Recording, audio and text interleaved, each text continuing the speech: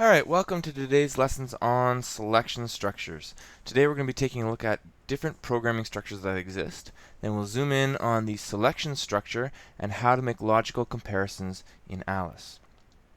So the first thing we need to do is look at how code normally runs. And normally code runs line by line in the order it appears, like reading a book.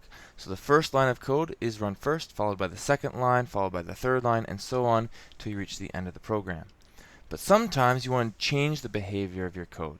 You want to make a decision, and based on that decision, you're going to either run one section of code or a second section of code. Or maybe you want to take a piece of code and run it over and over again a bunch of times. Well, whenever you want to adjust the flow of your program, you have to do so using what we call programming structures. And there are three basic programming structures. The first is called sequence. And this is the flow of the program that we have been using so far in all of our programs.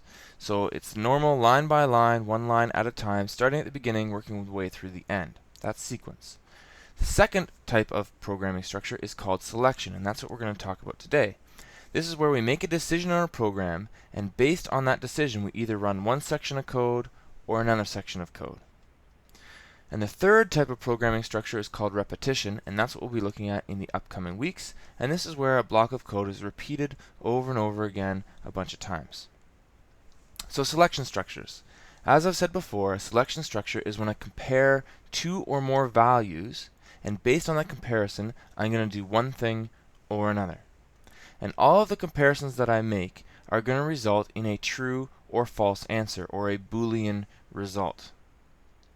So before we can actually make those selection structures, we need to understand how we're going to do those logic comparisons in Alice.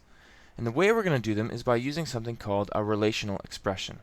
And a relational expression is where I compare two values. So either something is greater than something else, something is less than something else, or equal to something else, and so on. And those relational expressions can contain specific values, or they can compare variables, or the values contained in variables. So for example, the age of a person is greater than 15, or a particular car's width is less than or equal to a boy's width, and so on. In Alice, we can find those logical comparisons under the world functions. And there's a variety of different logical comparisons we can make. I'm going to talk about a couple in specific to make your life a little bit easier. The first one I'm going to talk about is the difference between greater than and less than. And while that might seem very obvious to you, I guarantee you at some point this semester there will be somebody in the class who uses the wrong symbol at the wrong time. So as my elementary teacher described it to me, she said that this symbol is like an alligator's mouth. And the alligator is always very, very hungry. And as a result, it's going to eat the larger value. So in this case, A is larger or greater than B because the alligator is eating the A, which is the bigger value. In this case, the alligator is eating the B, so in this case we'd have A is less than B.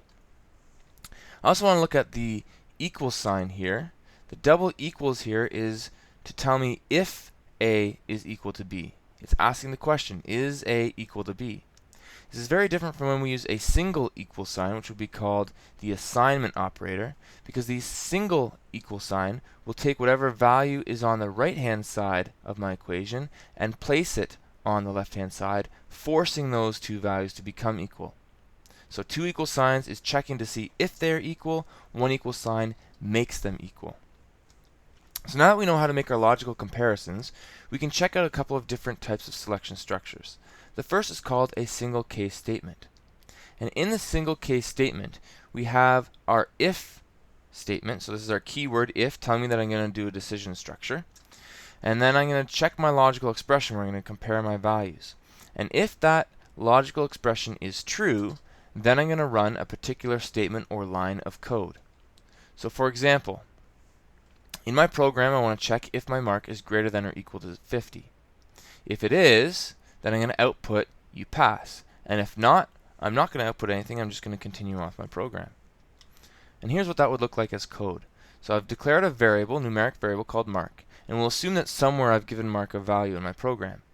When I get to this line of code, I'm going to check to see if my mark is greater than or equal to 50. And if so, then my first century mail is going to say you pass. And if it's not greater than or equal to 50, then nothing happens.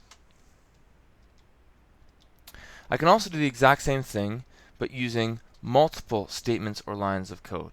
Okay, so this is exactly the same as a single line statement, but in this case, I'm going to do more than one thing if my mark is over 80 in this case. So if it's over 80, I'm now going to output you pass and output the message that you have honors. And you can see here, there's the 2 lines of code. And I can continue to drag as many lines of code into this if statement as I wish. I could have a billion lines of code that happen if my mark is over 80. There's no limit to the number that I can have. The next type of case is an if-else statement. So in this case, if my logical expression is true, I'm going to still do that statement. But now I have the second part that says, else, if this original expression is not true, I'm going to do a different set of statements. So it would look something like this. If my mark is greater than or equal to 50, then I output you pass. If it's not greater than or equal to 50, then I output fail. And here's how that looks as code. So again, it looks the same as we've had before, except now I've dragged a command or a method into this else section of my code. So I'm either going to be running this line of code or this line of code. And either way, after they've been run, I'm going to continue on with my program, whatever comes next. The multi-case statement is the most complex of the bunch, and it uses what we call else-ifs. So if a particular expression is true, then I run my statement. Else if a second expression is true, then I run different statements. And I can have as many of these else-if statements as I want. At the very end, I'm going to have an else that says, if none of the above expressions are true, then I run this final statement. It's important that when you use these else-ifs, that whatever expression you're comparing is related somehow to the previous expressions. So for example, I could compare a number of different possible marks. So if my mark's over 80, 70, 60, 50, and so on. Those are all related to each other. If I'm comparing two things that are completely unrelated, they should be done as separate if statements. So if you are a female, or if you are have a mark over a certain number, those should be separate if statements because they don't have any relationship to each other. So that multi-case statement will look something like this. What is your name? If your name is Mr. Burns, you are awesome, obviously. If your name is Narthanen, well then you're not awesome. And if your name is anything else, then you're only awesome on Sundays. So how would that look?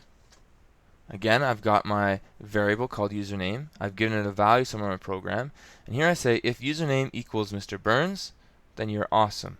Else, and what I do is I drag a new if tile into this else statement and make a new if statement here. So it's else if username is Narthanen, you are not awesome.